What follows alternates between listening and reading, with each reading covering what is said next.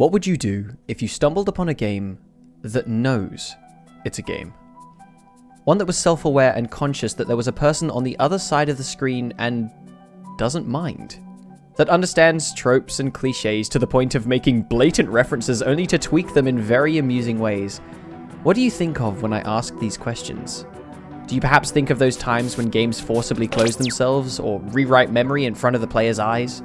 Breaking the fourth wall for comedic effect, or to jolt the player out of their immersion. When I say these things, do games like One Shot or Undertale come to mind? Or perhaps you've stumbled upon something completely unique all by yourself? I love analyzing games like these, so if one of your experiences comes to mind, tell me about it. A YouTube comment section doesn't only have to be filled with witty remarks and comments saying first. That aside, the game I'm about to show you released in January of 2020 and was developed by a teeny tiny little indie dev team based in England called Bitten Studio. I received this game as part of the Black Lives Matter movement bundle, and this was supported by itch.io. It came alongside over 1,000 other games. Talk about finding a needle in a haystack. Well, my petty first world problems aside, the gem that I happened to find within this mountain of developed content was titled Lenna's Inception.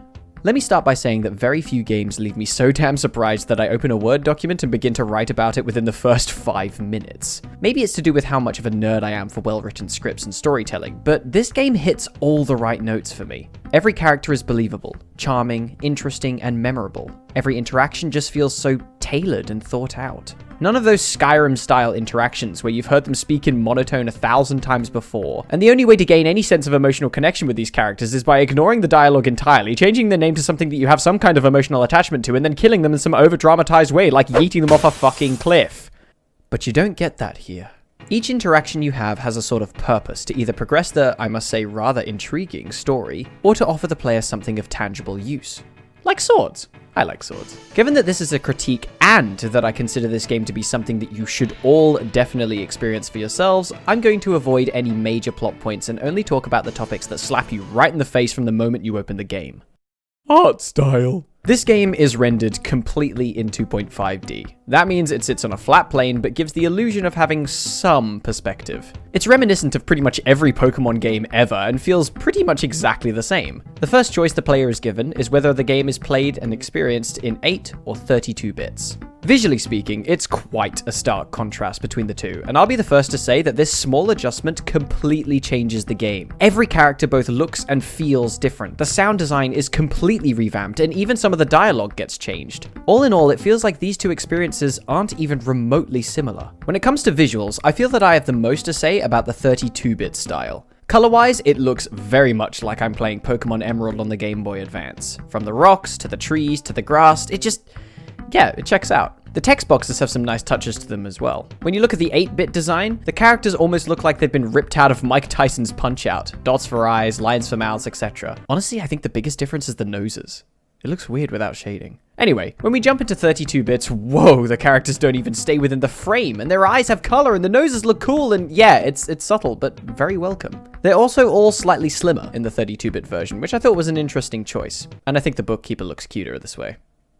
Yeah. From a visual standpoint, the only other thing I can cover would be animations. It's a little jarring seeing such a smooth sword-swinging animation in the 8-bit version when you compare it to the jutty walking, but honestly, I don't think it's such a bad thing. The rest of it is fairly self-explanatory. If you crave less detail and like your bosses to look like they've been left soaking in their teacup for a little too long, then be my guest. Music good, feels good, fits context, Ruben approve. Play style. As mentioned before, this game looks a lot like Pokemon, and honestly, feels kind of the same. The screen is split up into individual tiles that each hold one thing, like grass, or water, a fence, etc. And while in Pokemon your character is also confined to these tiles, Lenna doesn't have that problem at all and is free to walk however she pleases. The first thing you'll notice when you start moving around is that you can't perform an action at the same time as moving. But these actions begin and end so fast that it never gets the chance to feel annoying. To add to this, even though the whole world has been divided up into segments, Lenna doesn't tend to get stuck on edges, and if you've ever played one of these 2D games in your life, you know that getting stuck on an edge can be one of the most irritating things in the history of ever. If we move on to combat, the first thing that you'll be able to make use of is your sword. It has some pretty cool built-in mechanics. Firstly, it's got knockback, which in a game like this can be a literal godsend. I'd almost consider it a necessity, given how you need to stand still for a fraction of a second in order to just take a swing. Secondly, you'll notice that the default sword swing moves in a wide arc. It's got a very lenient hitbox, and it makes for quite the pleasant fighting experience, especially against multiple enemies. Aside from fighting, the last topic I want to cover regarding how the game feels to play is the use of a controller over a mouse and keyboard. Yes, you can use a keyboard, but I wouldn't recommend it given the sheer freedom a joystick gives you with 360-degree movement. Setting. Lenna's Inception teeters on the border between a story game and a roguelike and does a bit of both. The storyline is almost the same every time you play it, and the world around you is generated at random. The general premise is something similar to games like Hollow Knight, where you are free to explore at your own pace, but certain areas are locked behind certain skills and items. You beat dungeons one after the other in order to unlock each new ability, and this allows you to expand the map as the story progresses. Aside from new abilities, each dungeon will provide you with puzzles, enemies, one boss, and a life upgrade aptly dubbed as Fortitude. The progression of each dungeon is honestly pretty linear. There will be some areas that you can't access until you get your grubby little mittens on a new ability, and you often need to find at least one key in order to get all the way to the boss. Boss fights are honestly one of my favorite things that this game has to offer. Unlike Hollow Knight, where it's often a matter of skill, this game makes each boss fight run on a certain gimmick. Instead of spoiling that though, I'll let you guys discover what they are. Your primary objective of this game is just to progress the storyline to the end. It's up to you what that looks like. Characters. The characters in this game are honestly my favorite part. First of all, Lenna isn't even supposed to be the protagonist. That title goes to Lance, the son of Claymore, who's the husband of Stiletto. Yeah, you get the point. While the namesakes of the hero in this game and his resemblance are uncanny to a certain mute Hylian, the way the story plays out doesn't exactly give him much of a chance. So, our new protagonist will go on an adventure instead.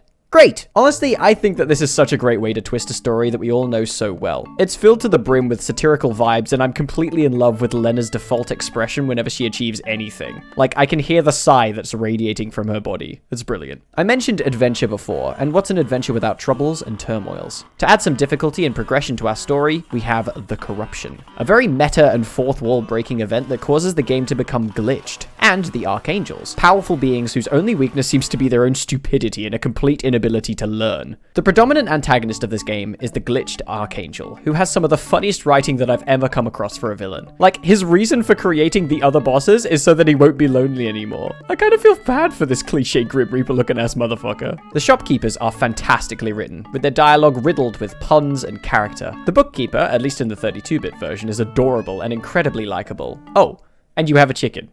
This is good little bargain. There are a lot more characters in this game, and the interactions are so amusing to me, especially in relation to how they become increasingly more glitchy as you progress through the story. I tip my hat to Bitten Studios for this. It's just brilliant.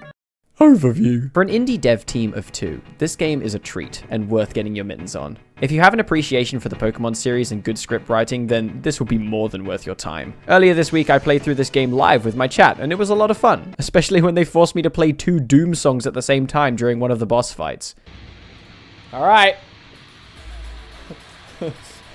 Well, shit. Oh my god, this feels so intense. So many things happening right now. What the fuck is happening? I don't know what's happening, chat. Okay. Cut the music. Cut the music. The fight's over. No, stop. Fuck, it's so loud. I stream every Saturday, guaranteed. And I seem to have accidentally found a theme where I stream on Tuesdays as well, which is weird. Follow me. Aside from that, thanks for watching, and I'll see you all in the next video.